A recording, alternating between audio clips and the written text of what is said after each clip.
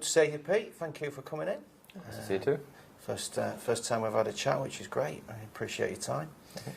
One of the things that's really buzzing at the moment for people in the world of the built environment and assets is ISO 55000. And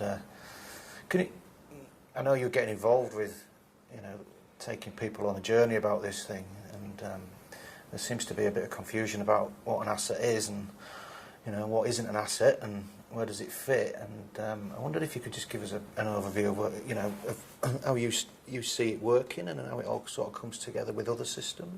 Sure. So ISO55001 is an international standard. It fits within the integrated management system. So if you think about the integrated management system is a suite of standards, which is ISO 9001, your safety standards, your 31001 risk management standards. So it fits in with that quality framework, if you want to think about it that way. So we've got 9001 in our business to help with quality.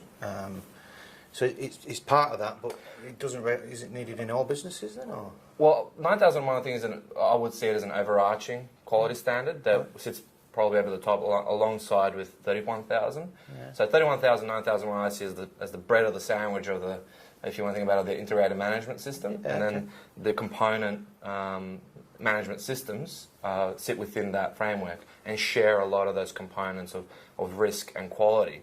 Okay.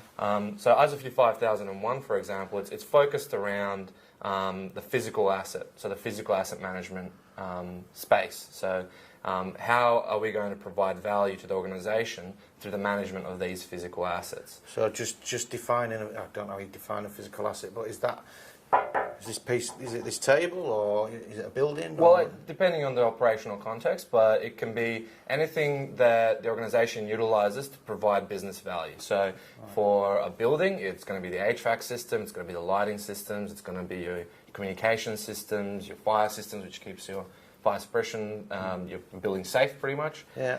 For a mine site, it might be their haulers, it might be their reclaimers, their conveyors. So depending on the operational context, the asset is, or the management of the asset is what is going to provide business value. So what are we using to generate value for the organisation? Right, okay.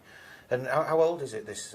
So, ISO 55000 didn't just spring up out of nothing. It came from this body of practice and knowledge through many, many years, which culminated in this international standard that we call ISO 55001. Right.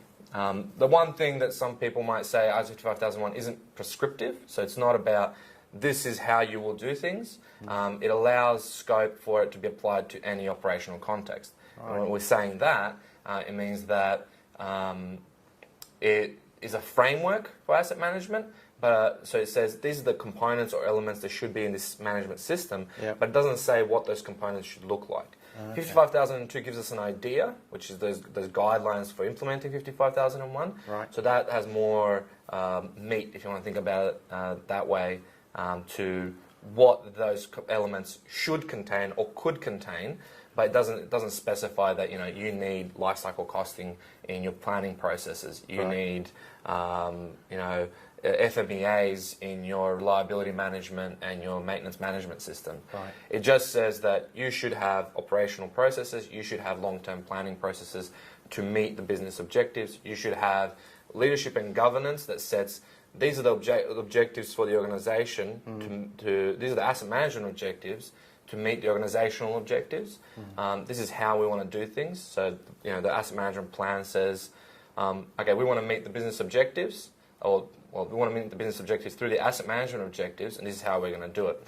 So if a business wants to do X, we need to build more asset, or we need to change the maintenance regime of our asset to meet that requirement or that demand. Right, okay.